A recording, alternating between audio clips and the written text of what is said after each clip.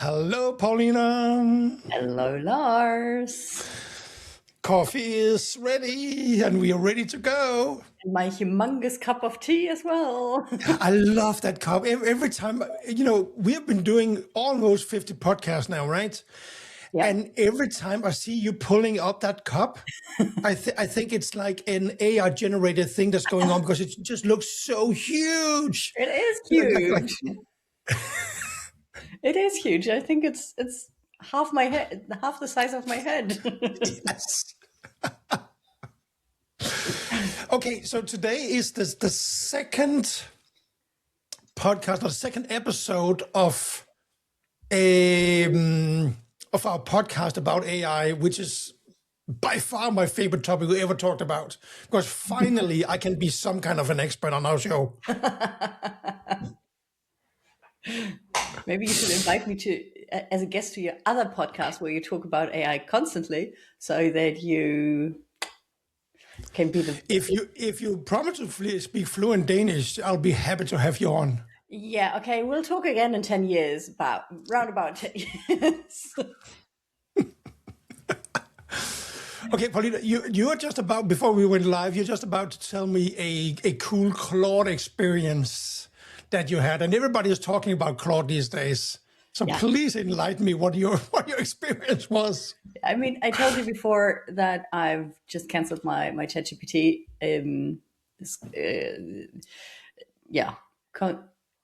Conscription? Subscription. Thank you. I knew the word was wrong.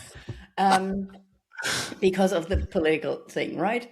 Yes. The main reason why everyone quits ChatGPT.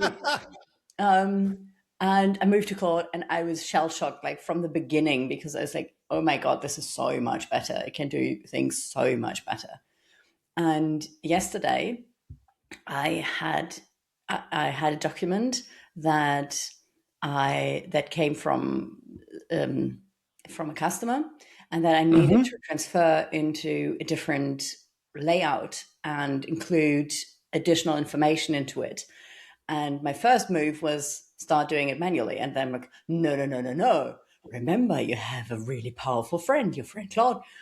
And then I just uploaded the entire document. I gave it our branding guide and our logo. And I gave it the additional content that I wanted woven in.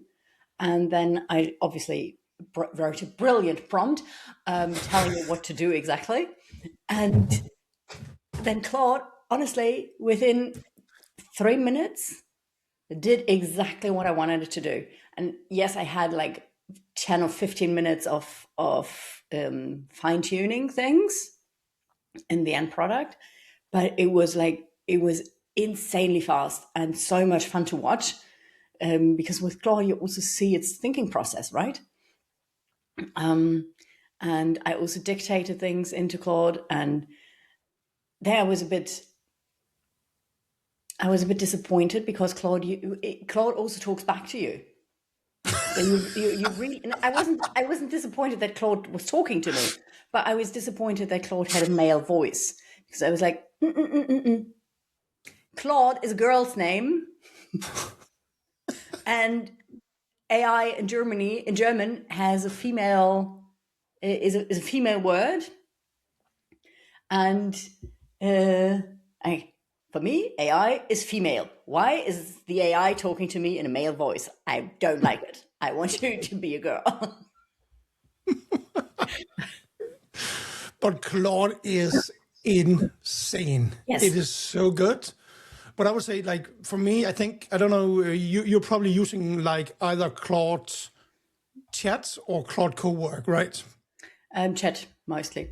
I haven't. Yes. I know you told me to use a co-work, but I haven't gone around to setting it up yet.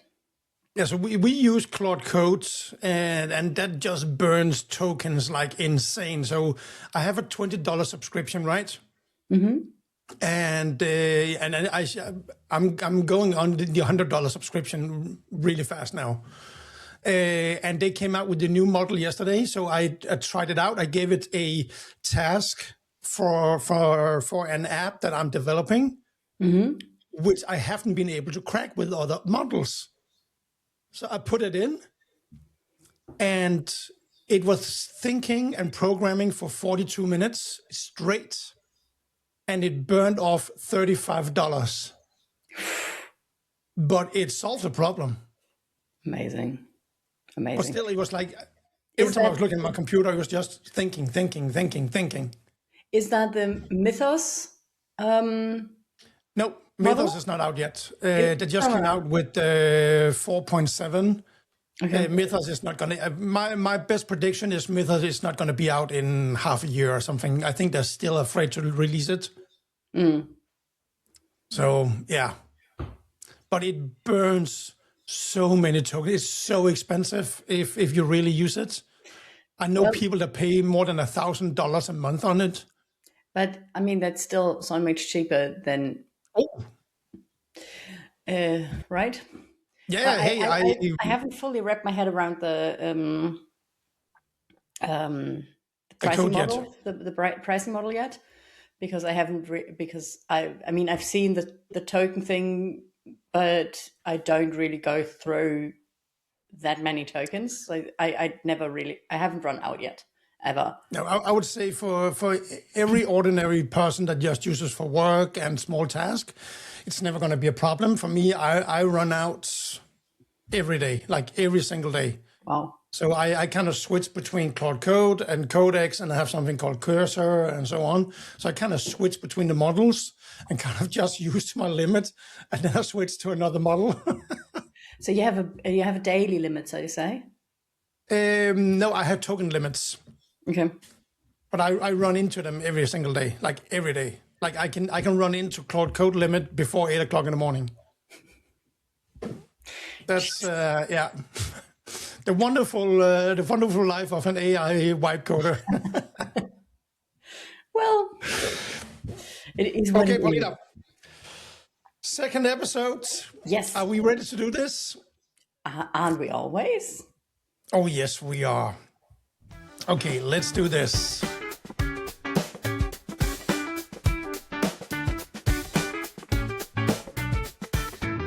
Hello, everybody, and welcome back to Cultures from Hell.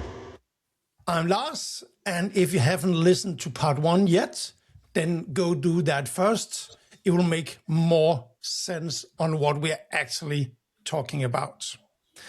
And for those returning, last week, Paulina and we talked about how AI kind of functions as a mirror for leadership. We went into what it exposes, what it makes visible, and why delegation is the first real test when it comes to AI. And today we're going even deeper. We are talking about trust as the actual operating system of an organization, decision-making theater, what it feels like to be exposed as a leader. Ooh, I'm not looking forward to that one. And what strong leadership generally looks like in this environment. Paulina, welcome back. And I'm super happy to be back. Really looking forward to digging into this. And I have to say, I actually read the Gallup engagement study just the other day, where for the first time, they also looked into the connection between leadership and AI, which was super interesting to see, because it also says how big of an impact leaders actually have on AI adoption in a company, because they have such a huge influence on whether people approach it with open ears or eyes. So that really feeds into today's topic. And there's so many studies when it comes to that. And I would say for me, it's so frustrating because, first of all, I think a lot of studies are kind of contradictive. So some say it works, some say it doesn't work, and so on. But I always depends on who paid for the study. Yes, exactly. You're so right. But for me, what kind of frustrates me more is also that none of the reports kind of state either in the beginning or as a conclusion that we are still in the honeymoon phase of AI and what AI are able to do. So we can't do any conclusions yet, if you ask me. No, I fully agree. And I love that you bring this up. Because I mean, you saw how glittery my eyes got when I talked about my experience, right? And at the same time, you could think actually that the AI should be so strong by now that I wouldn't have to go in and edit the things that I gave it, right? Yeah, you should just think it, and then it should know. No, I found that that is crazy scary to me. It's gonna come, Paulina. I'm sorry to say. I mean, at the end of the day, our thoughts are electrical charges, right? So AI is probably, you're probably right. It might be able to read them at some point. But let's not go into any dystopian world here right now. Let's stick with where we are. Let's get into it. So, Paulina, first question here is, you can't really talk about delegation without talking about trust at the same time. And you said something in our previous conversation that kind of stayed with me, that most organizations are operating on the wrong definition of trust. What kind of trust is actually missing here? The kind of trust that is really hard to manufacture. I'm talking about the trust in judgment, not the trust in competence. Most leaders will tell you that they trust their team members to do the technical work, and they will actually do it. I'm also not talking about trust and intent. Leaders usually believe that their people are trying. The gap is in trusting that someone else will exercise good judgment. And by good judgment, it usually means my own kind of judgment when the situation is ambiguous, in situations where the answer isn't clear, in situations when they have to make a call without being told exactly what to do. And the reason that this kind of trust is so rare is because most organizations never build it. You do build trust and judgment by giving people decisions to make, real ones with real stakes, and then standing behind the people even when you would have done differently. So you have to stand behind the people and their decision. That's the really hard part. Most leaders can tolerate their team doing things differently as long as it works out fine. What separates the best leaders is what they do when someone makes a judgment call that doesn't go right. Do they coach? Do they learn from it together? Or do they take back the decision rights and never fully delegate to that person again? Makes good sense. And what does a low trust culture look like when AI gets introduced into it? Oh, it gets so much messier, I would say. Because AI raises the capability floor of every single team member, and a low trust leader experiences that as a threat, not a gift. Suddenly your team can produce things faster, like in my story that I told before, how quickly I managed to rebuild this document. Teams are able to produce things with more sophistication, with less hand-holding, and high trust leaders would then say, amazing, now we can focus on harder problems or work on increasing our quality or get more done in short amount of time or whatever. A low trust leader, on the other hand, will think, I'm losing control of what goes out the door. And low trust leaders then usually counter with our favorite tool, surveillance. So AI usage tracking, or output tasks, or micromanagement by looking at dictating how to solve tasks, right?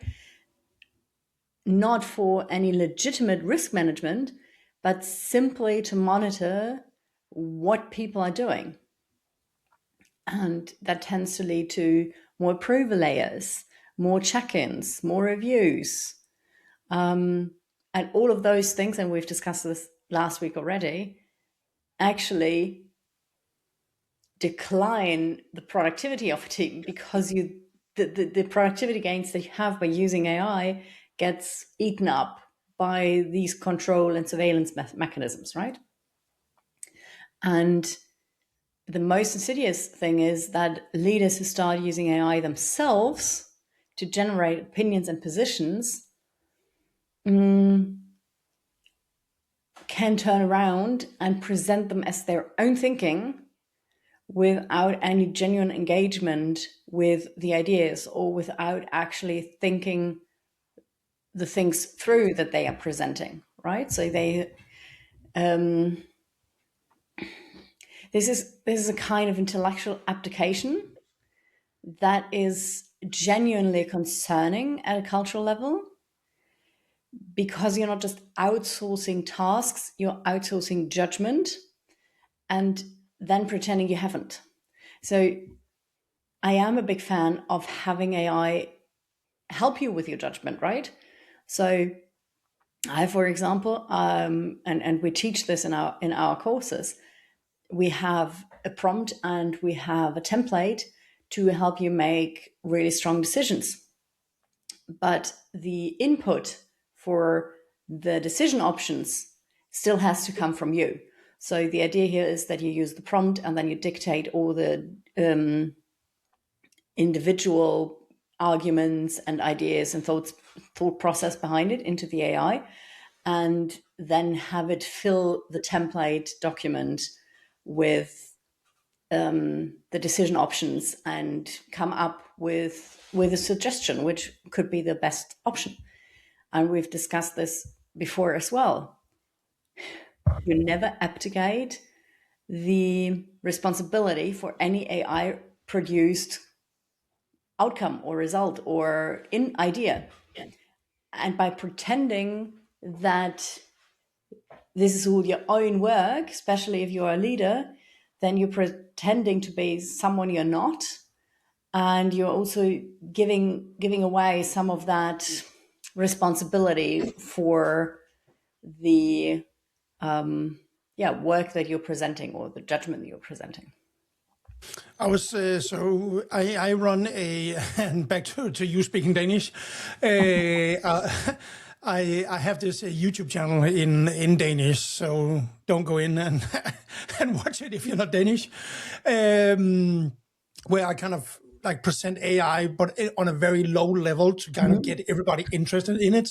So no fluff or fancy terms and so on. And a byproduct of that is a lot of people reach out to me just to talk about AI and how do they get started and tell the stories and so on. And I love it. And there was this guy about a month ago that reached out to me, and he was talking about him and a coworker, and they are in sales, that they started using AI for so much. They're like deep diving into AI and really embracing it 100%. And the byproduct of that is they are, I think he said like 10, 12 people in sales. And they have a manager, really old fashioned, AI is pure evil and we shouldn't do it, blah, blah, blah.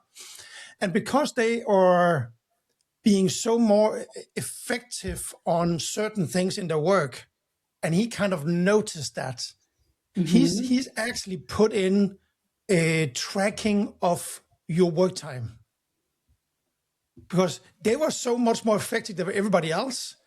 So they took like longer lunch breaks. They went on a walk in the middle of the day. They might leave early to pick up the kids, and they were still outperforming everybody else and doing more like cold outreach, answering more emails and so on. And you thought they were duping him, and that he needed to make sure that they really put in the hours. No, but again, Paulina, you and I, again, we have been in sales our whole lives. You have been a manager. I've been kind of a manager as well. And we know that so many old fashioned out there, they put like saying like hours put in equals outcome. Yeah. Right. Yes. And it's like, no, what? I get so mad. And when he told me that story, I was just about to, I said to him, leave now. And I love that you're telling the story because it drives home my point exactly, right? This is exactly what I mean. And you've just put it to such a nice picture. That's exactly what happens. And then you have super effective people in your organization and a leader who kind of can't wrap his head around the new possibilities that are coming up, then drives people to leave the business that are actually moving the business forward. That's bonkers. That's insane, Yes, right? it is. Okay, so speaking about that, what's the myth about trust in organizations that you most want to reject here? That trust is a soft topic, that it's a nice to have, a cultural luxury that healthy organizations cultivate, but that you can compensate for with good processes and clear KPIs. That is completely scientifically based and demonstrably false. Organizations with aligned leadership cultures, where trust is operational, outperform their peers by up to 30%. Trust-based teams are measurably more productive. The data is super, super clear on this. And I've also just read a new study that clearly states that the most successful teams, not just in terms of KPIs, but cohesiveness, low turnover, etc., are all teams that are very, very good at the human things. And the human things include trust for a big part, right? So this is a crucial component for being successful with your team.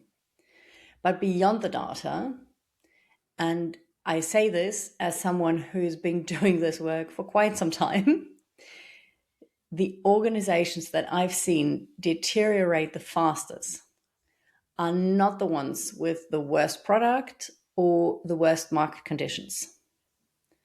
They are the ones where trust broke down at the leadership level.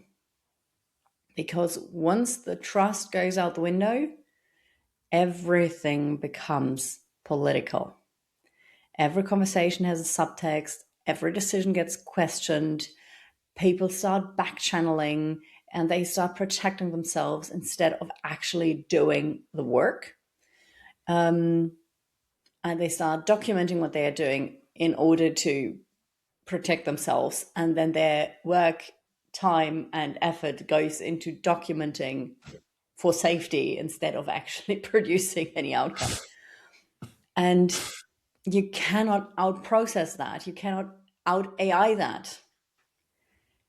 This will eat your performance from the inside, and it's going to take big chunks out of it.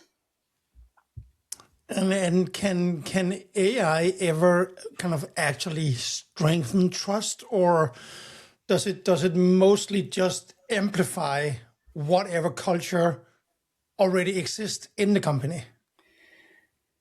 I think for everything that AI does, it only amplifies things. It doesn't introduce new things into a culture.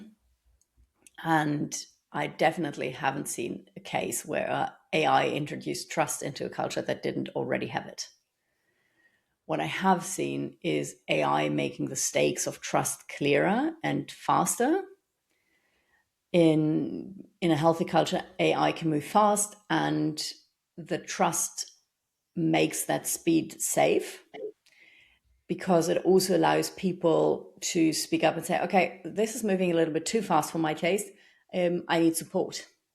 Or can we slow down as an organization and look at some of the risks here as well, right? So that is only possible if you have trust.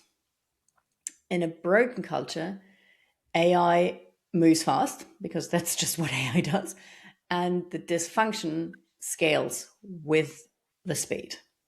Misinformation, political maneuvering, poor decisions made with great efficiency, it's all there, but it's getting faster. The one place you might give AI some credit for potentially strengthening trust is transparency, but only if the AI use per se is been handled very transparently in terms of, okay, this has been created with AI, I've had Claude assist me here, I've had ChatGPT write this up or whatever. And only if AI tools create clearer documentation, clearer decision trails, clearer communications, that can reduce the information asymmetry that erodes trust. But again, so for example, this decision template thing that I spoke about before, right? Before AI, most people might not have used such a decision memo to really think through their decisions because they thought they didn't have the time. And I honestly also never used anything like it until working at Solvemate, where this was just common knowledge. And now with AI being able to fill those kinds of documents really fast, this becomes so much easier and more accessible. But if you then don't document the decisions made or don't communicate them openly and transparently, or they just sit in a part of your file structure that nobody has access to, or you don't explain why you've made the decision in that way or whatever, right? Then you lose any gain in transparency completely in the back channeling again. That's back to like putting human in the loop on everything when we're talking about AI. Exactly. And not just when talking about AI, right? This is a general thing. When people understand what's happening and why it's happening, they're less likely to fill the knowledge gap or the information gap with their own fears and assumptions. And so when you use it deliberately, AI can support a trust infrastructure here. But it's definitely a tool for doing so, not a source. The source for trust still has to be deeply human behavior. And in this specific case, leadership behavior. But trust can't come from AI. And then one of the central ideas in this episode is that AI exposes decision-making gaps. Mm-hmm. What do those gaps actually look like in practice? They look like endless meeting where everyone discusses the problem thoroughly and nothing happens. I've sat in meetings like that where leadership teams wanted to align on the exact wording of decisions. They look like teams who are brilliant at analysis and completely paralyzed at choice. They look like leaders who have strong opinions in private and produce vague non-commitments in public. And they also look like what I call decision by exhaustion, where if decision gets made not because someone exercised judgment, but because everyone simply got tired of the ambiguity and agreed on whatever was on the table. Okay, let's just be done with this. We're just going to go with solution A. The specific gaps I see are usually one of three things. Unclear ownership, that's the main one. Nobody actually knows who has the authority to make this call, so it floats upward until it hits someone senior enough to be unambiguous, or hit someone where the decision dies completely. And this travel upward takes forever. Then you also have risk aversion disguised as diligence. Let's collect some more information. I really want to make sure to run more scenarios here. I'm still waiting for more certainty in situation outside of this company where certainty usually never comes. And thirdly, there is the social thing. The leader knows what they think, but saying that out loud would mean owning it. And owning it would mean being wrong in public, should it not work. So it's safer to just not say it. And then they facilitate a process and let the outcome appear to emerge from the group, which is then nothing more than theater, to be honest. And why do some leaders, and let's just say some, not everybody, why do some leaders look decisive from the outside, but create complete confusion on the inside? Because decisiveness is performable. The posture of being decisive, the tone of being decisive, the confidence in the boardroom, this, I'm here and I have big balls. All of that is learnable. And the much harder thing is the follow through, the actual communication of the decision to the people who need to implement it with enough context that they understand the why and can adapt when circumstances shift. That's usually where the theater falls apart. And the funny thing is that performative leaders tend to perform really, really well upstream. And by performative leaders, I mean people who are performing being really good at their job. And they usually are extremely good at keeping up this image towards their managers and their leaders. And usually the people that are working for those people can tell exactly how weak their decision making is, how weak their leadership is, etc. But the people above their leaders tend not to talk to them, so they don't really figure it out. And I've worked with senior leaders like that who were genuinely impressive in the room, commanding. We all have. Yes, commanding, clear. Everyone left the meeting feeling like, yes, we have a direction.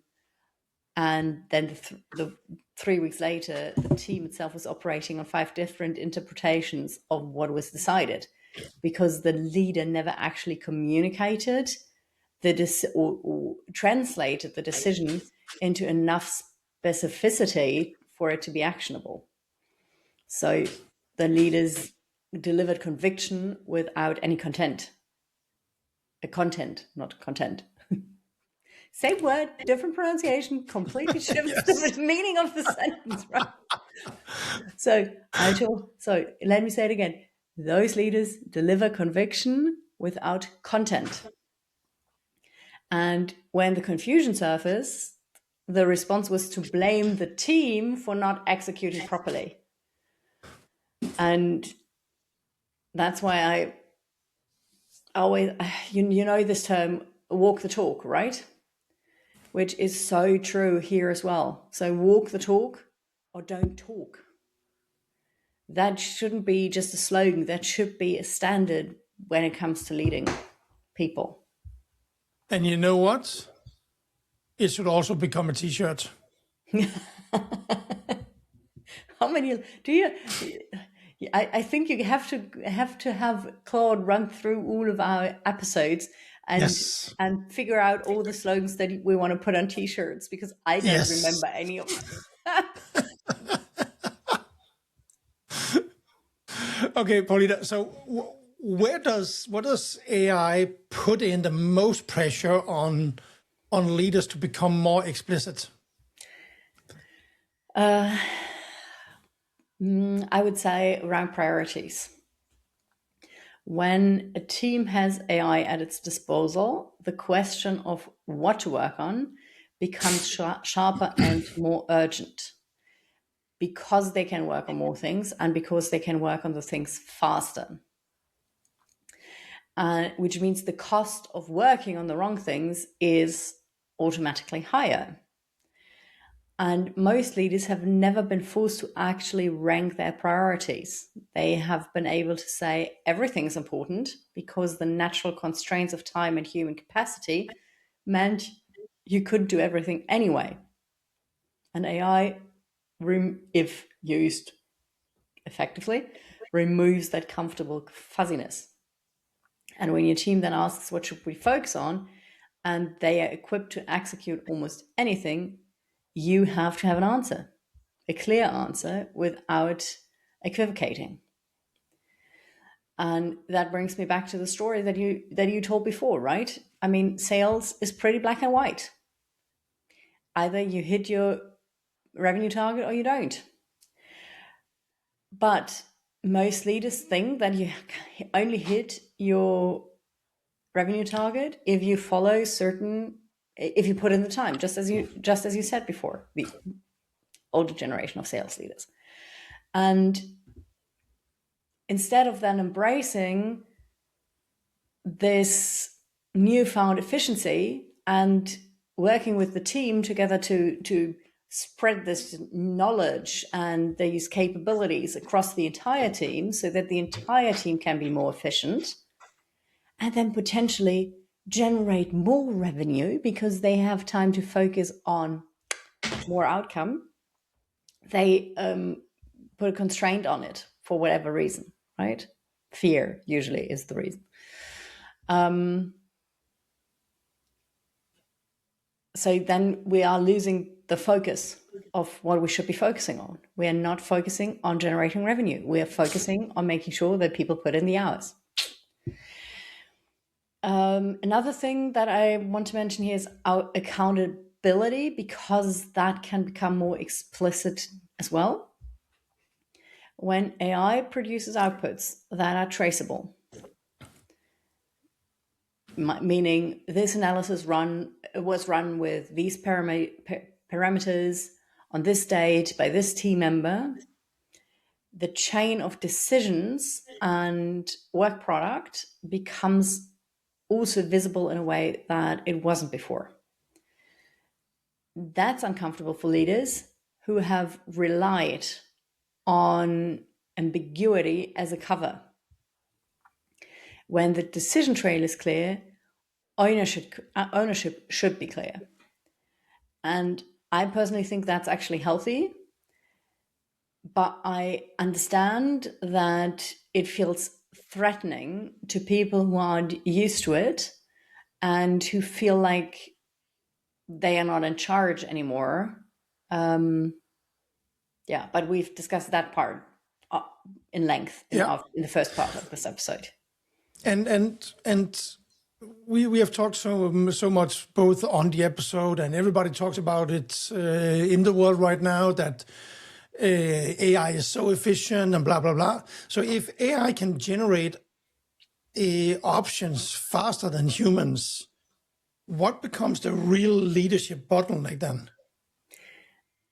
Judgment or choosing. And specifically, choosing with acknowledged trade-offs. It's not enough to make a simple decision. You have to communicate what you're giving up, what you are deciding against as well, and why you are deciding against the other option. Because every choice closes off other paths, at least for the time being, right? I mean, you can revert a decision and go back another alley at any time, but for the moment, it closes off other paths, and teams need to understand that so that they can make good downstream decisions and that they know what they should focus on, right? And many leaders are genuinely terrible at this. They present decisions as obviously right, black and white, which means they cannot explain the trade-off, which means in turn that the team doesn't understand the reasoning, which in turn means the first time they hit a situation that the decision doesn't handle well, they are lost. and they will try to revert the decision. The leaders who are exceptionally good at this, they make their reasoning visible. And you and I know at least one person who can do this extremely well. They say, here's what we chose, here's what we decided not to do, and here is what that means for how we operate. And the best ones actually even include the team in the decision making beforehand and to strengthen the reasoning and have them build up the decision in a participatory way, because that will ensure my own blind spots are getting covered, and it just leads to more sound decisions if you involve the parties that are affected by a decision.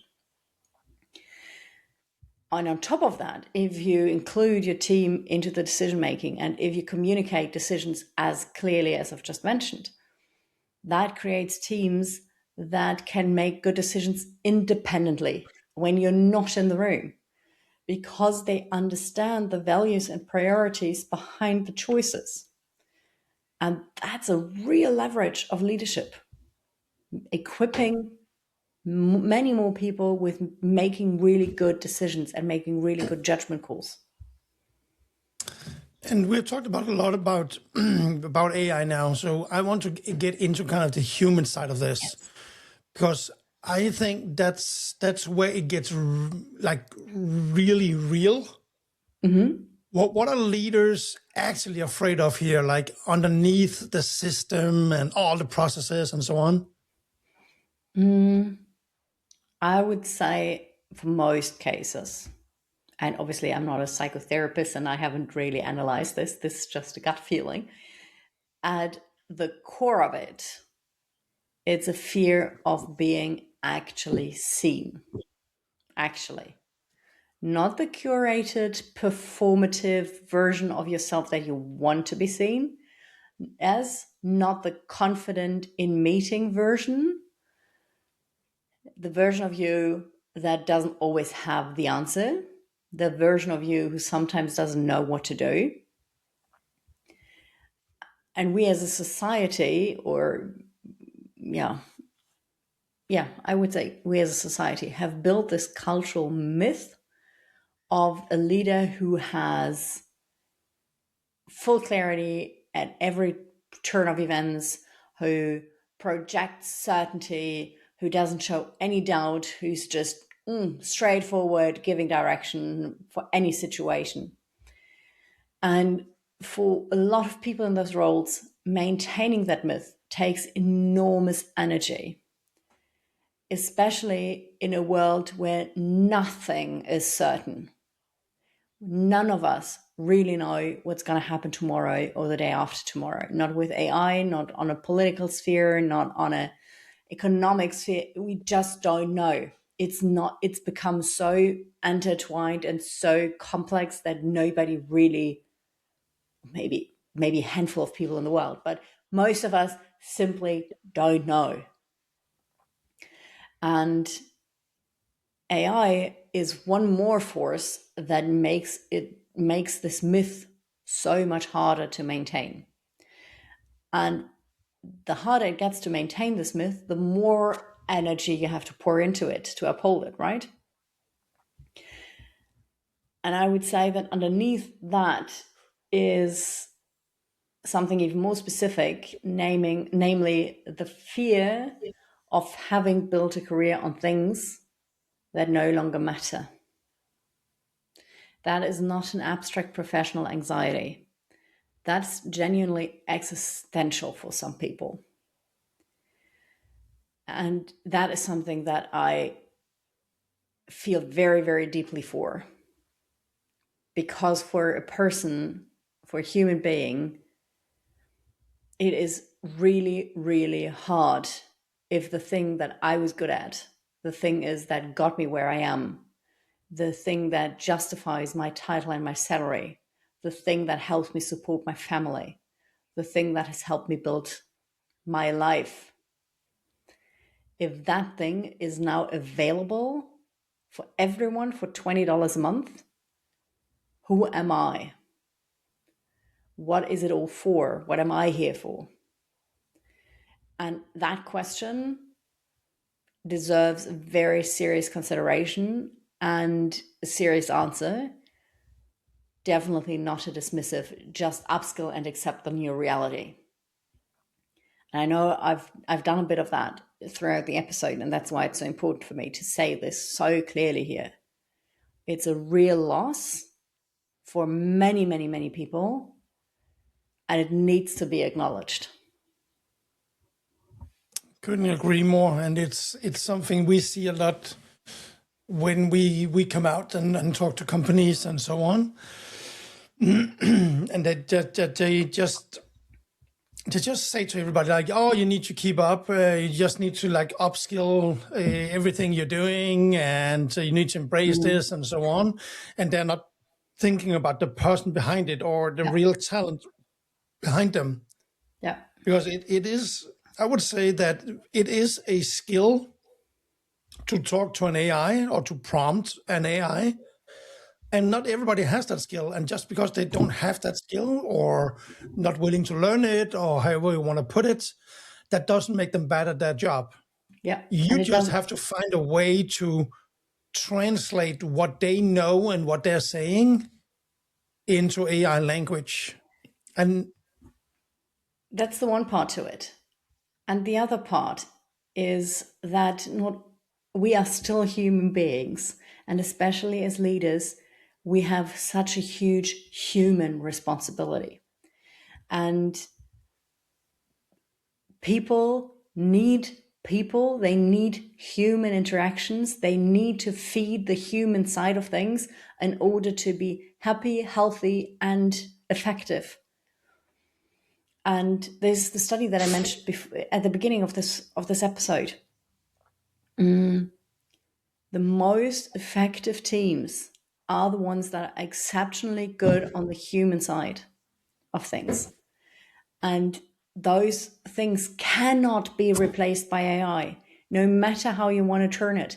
There are so many people who are saying, okay, yeah, but there are so many bad leaders out there, and I can just use the AI to give automated feedback to my team members based in all of the science of leadership knowledge, right?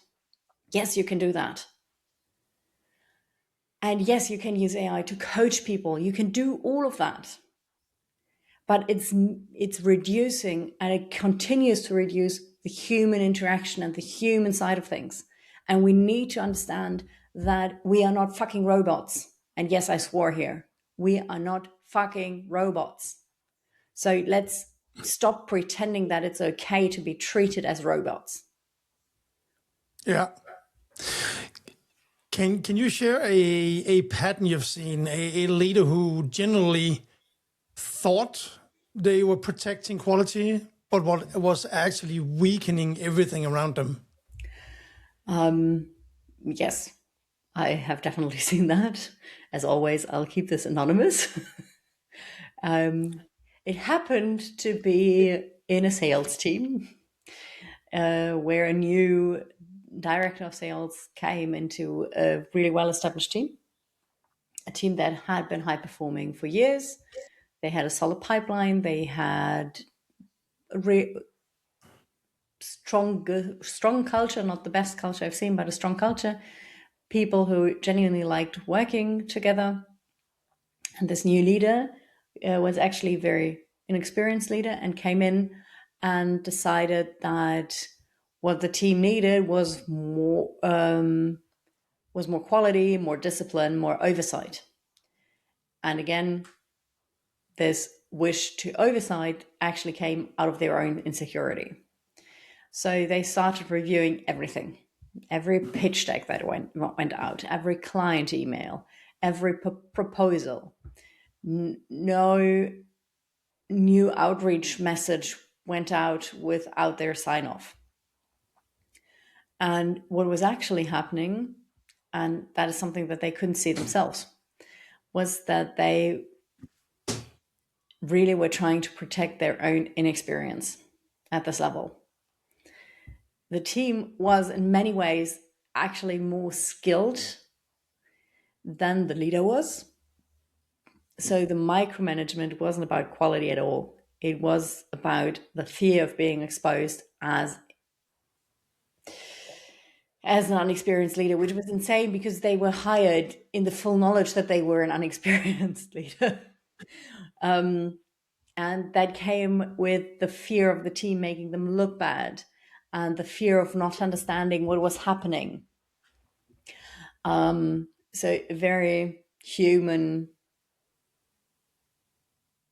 reaction, trying to protect your own back, right? But with a very misguided road to get there. Because they could have also just asked the team for, okay, how can we do this in a really good way? How can you take me along and show me what I need to know, la di la di la. Which brings me to vulnerability, which isn't easy for most people, but which still is the most important driver for strong cultures. Back to my case. Within 4 months, the results in this company had dropped noticeably. The team's response rate was down, velocity was down, not because they'd gotten worse, because they'd stopped trusting their own instincts and because they were running everything up the flagpole.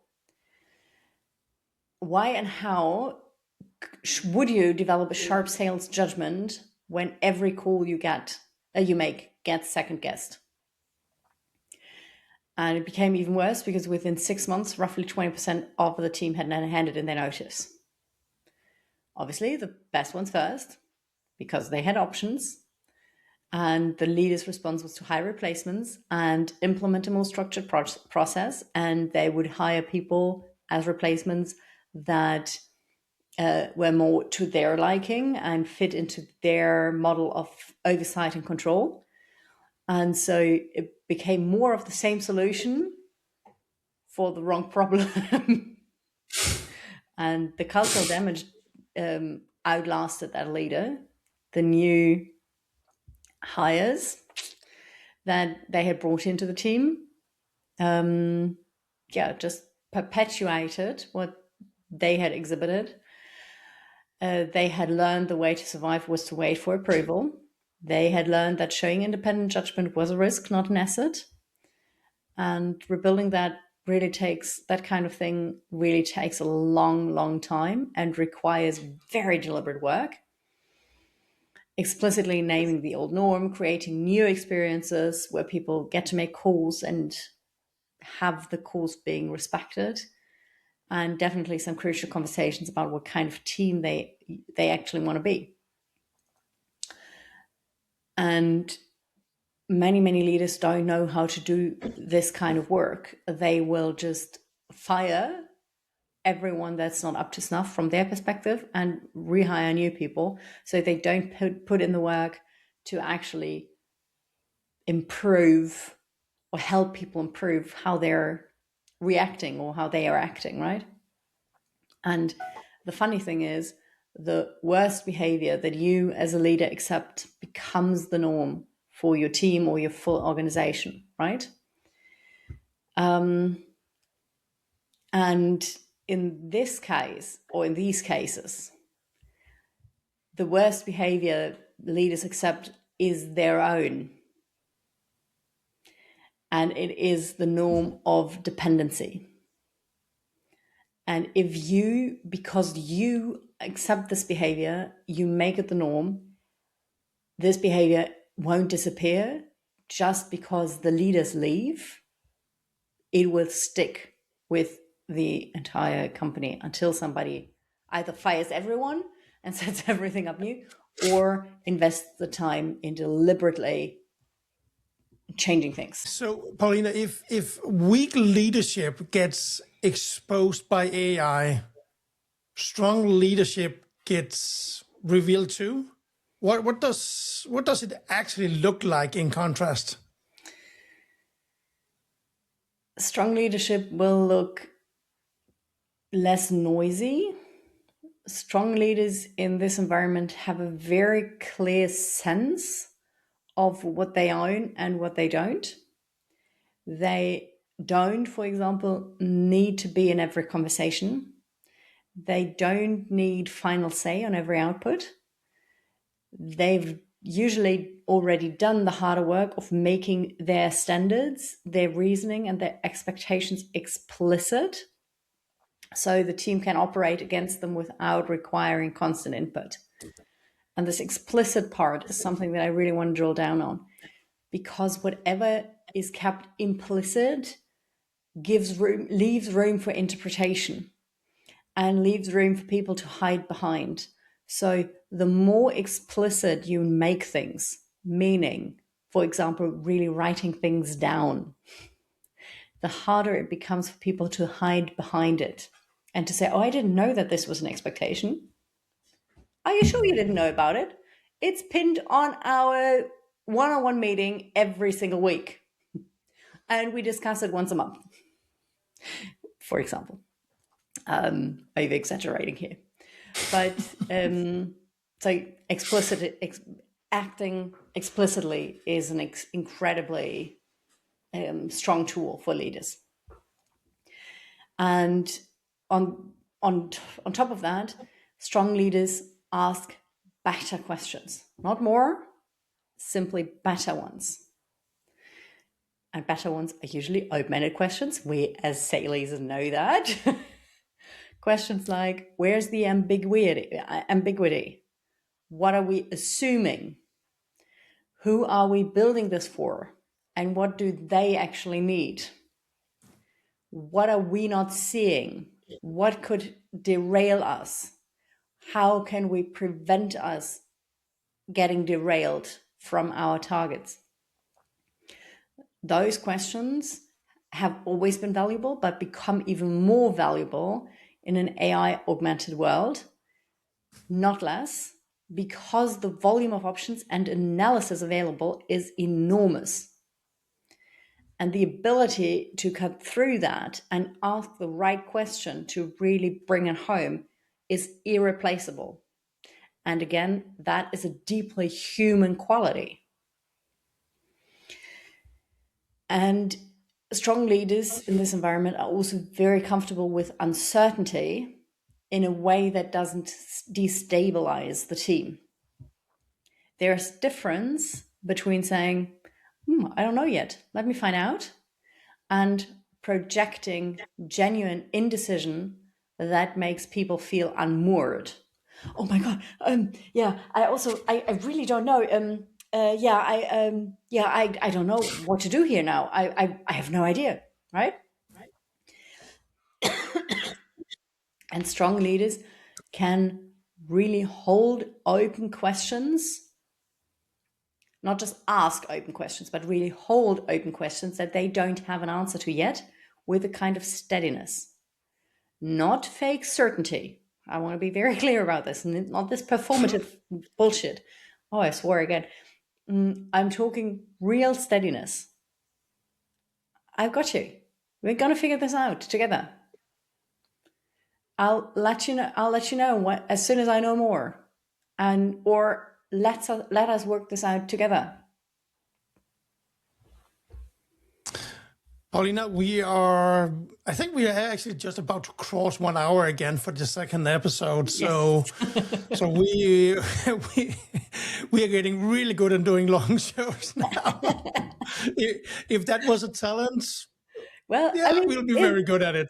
We are combining your passion topic of AI with my passion topic of leadership. So, what did you expect?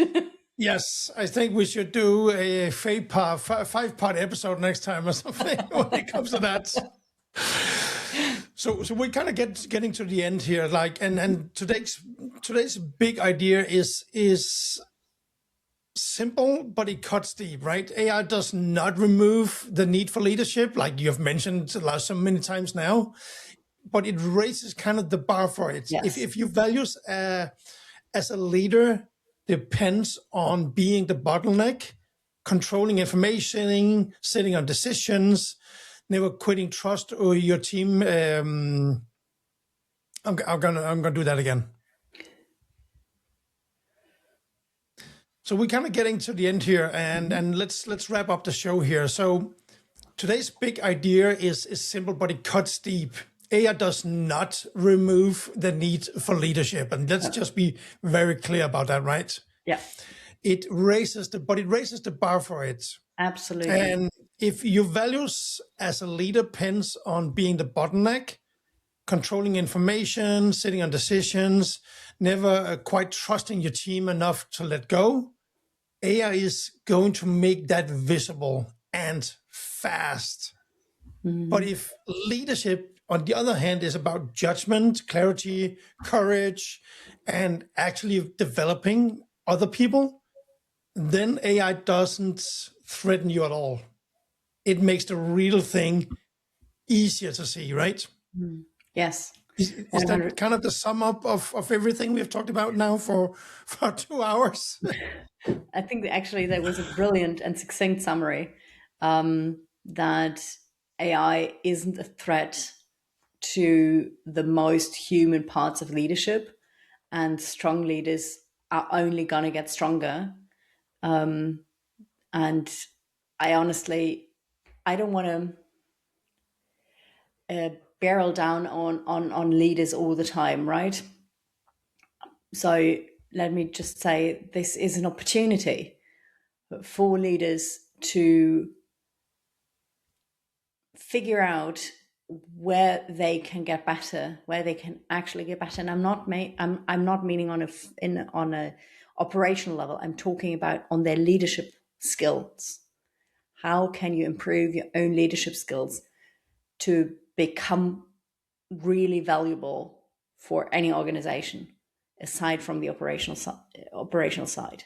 And that is the things that you mentioned: judgment, clarity, courage, developing other people, actually coaching people, making other people better. Those are things that AI can't replace. And honestly, it's been your job all along. If you have been a leader, it has been your job all along. So step up to the bar.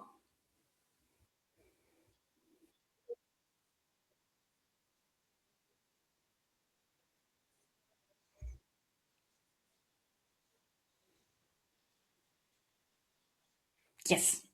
So, as always, we will put all the social media links in the show notes. You can reach out to Lars and myself either through LinkedIn or Instagram. And you can also find the Culture Code Foundation on LinkedIn, not Instagram. And you can also find us at culturecodefoundation.com. And Lars and I are always super, super happy to tell real stories here, your stories. So you can always reach out to us and share your story. Either you come onto the show and tell us your story yourself, or you tell the story to Lars and myself privately, and then we will re-narrate your story on the show, and we will keep all of that as anonymous as you want to keep it. Thank you so much for listening, and thank you all for listening.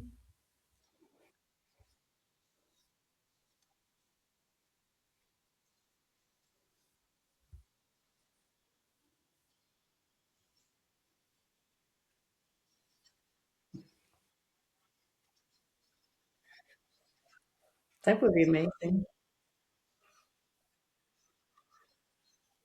See you all next week. Thank you, Lars. Bye.